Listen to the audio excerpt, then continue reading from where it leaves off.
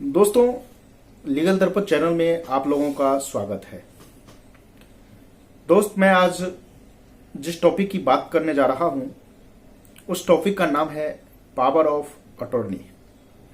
आप लोगों ने बहुत सुना होगा कि फलाने जमीन का रजिस्ट्री नहीं हुआ है, उसका पावर ऑफ अटॉर्नी बना है, लेकिन शायद बहुत कम लोग जानते हैं कि पावर ऑफ अटॉर्नी क्या होता है।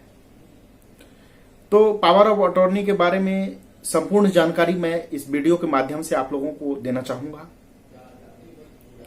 तो इसे जानने के लिए वीडियो को लास्ट तक देखिएगा और यदि जानकारी अच्छी लगी तो ज्यादा से ज्यादा चैनल को सब्सक्राइब, लाइक और शेयर कीजिएगा।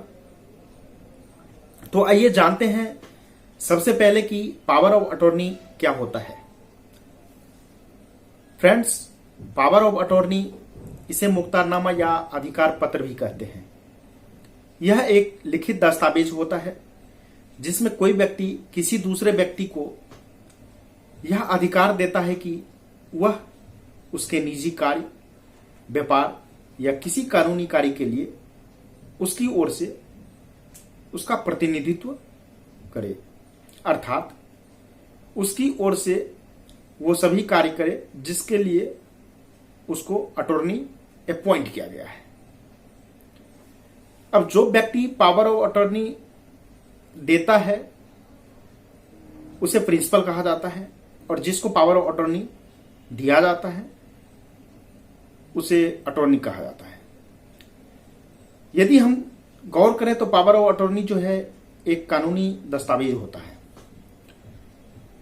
अब पावर ऑफ अटॉर्नी के टाइप्स की बात आती है इसके बाद कि पावर ऑफ अटॉर्नी कितने प्रकार की होती है।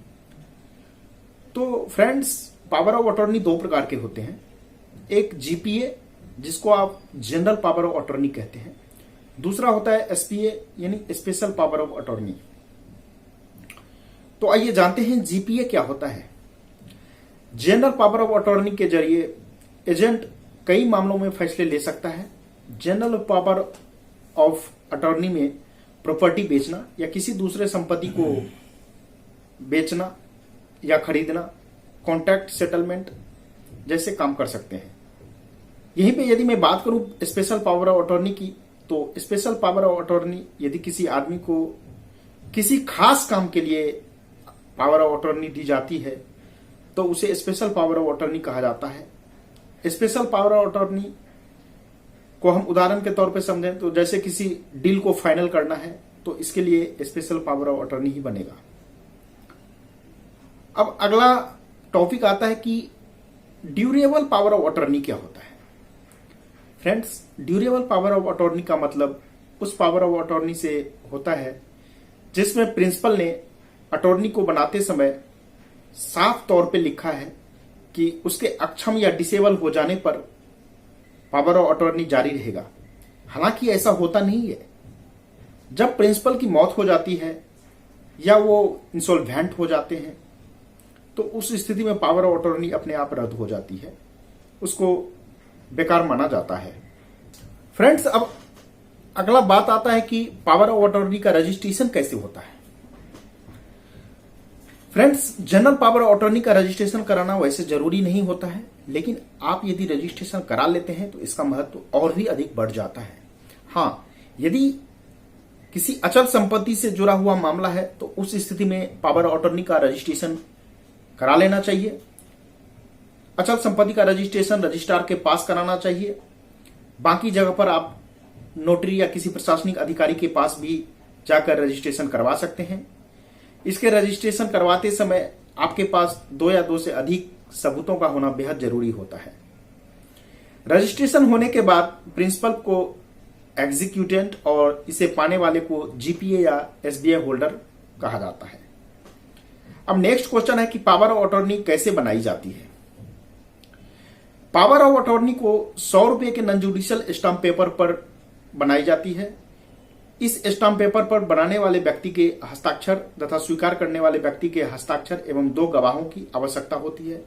लेकिन यदि पावर ऑफ अटॉर्नी किसी अचल संपत्ति का बनाना है तो उसे 100 रुपए नहीं बल्कि 1000 रुपए के नॉन जुडिशियल स्टाम्प पेपर पर बनाना होगा। पावर ऑफ अटॉर्नी को सब रजिस्ट्रार के ऑफिस में रजिस्टर्ड कराया जाएगा। इस तरीके से पावर ऑफ अटॉर्नी तैयार किया जाता है, बनाया जाता है।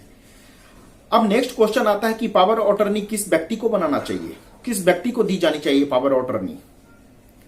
तो फ्रेंड्स मैं आपको बता दूं, इसके 4 कंडीशन है। पहला है कि वह व्यक्ति जिसकी आयु 18 वर्ष का हो, वह व्यक्ति जो कि ईमानदार हो और विश्वासी हो, वह व्यक्ति जो सौंपे गए कार्य को करने में सक्षम हो, और सबसे लास्ट पॉइंट, फोर्थ पॉइंट है कि ऐसा व्यक्ति नहीं होना चाहिए जो किसी आपराधिक गतिविधि से जुड़ा हुआ हो। अर्थात उपरोक्त जो हमने 4 आपको कंडीशन बताए, ये चारों कंडीशन को फुलफिल करने वाला व्यक्ति ही पावर ऑफ अटॉर्नी बन सकता है। अब नेक्स्ट क्वेश्चन आता है कि पावर ऑफ अटॉर्नी कब तक वैध मानी जाती है। तो फ्रेंड्स, पावर ऑफ अटॉर्नी की वैधता तब तक होती है जब तक कि उसे निरस्त ना किया जाए, या तो वह स्वतः निरस्त ना हो जाए।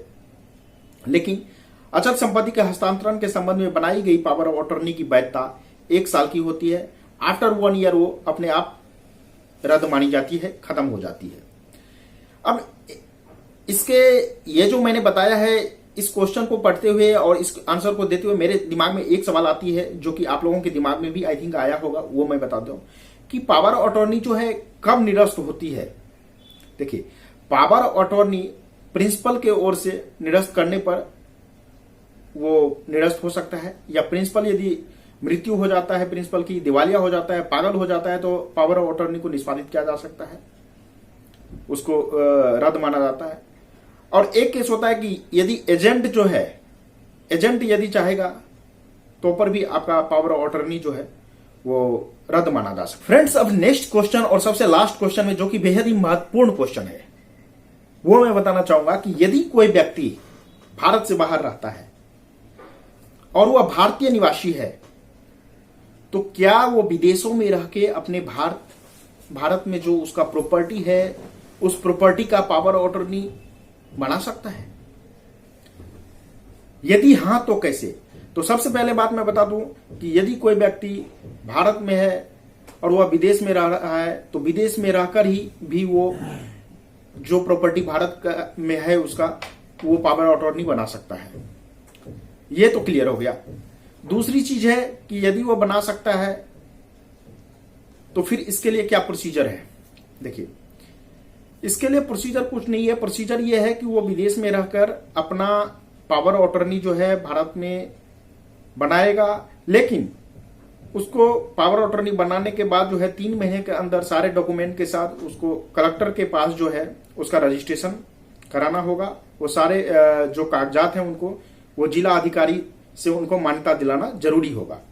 यदि मैं इसे एक उदाहरण के तौर पे समझाना चाहूंगा तो मैं समझा देता हूं कि मान लीजिए कि अमेरिका में कोई रहने वाला व्यक्ति है जिसकी जमीन भारत में है और वह भारत का ही है, और वह भारत में जो उसका प्रॉपर्टी है उसको वो बेचना चाहता है, लेकिन इसके लिए वह भारत नहीं आना चाहता है।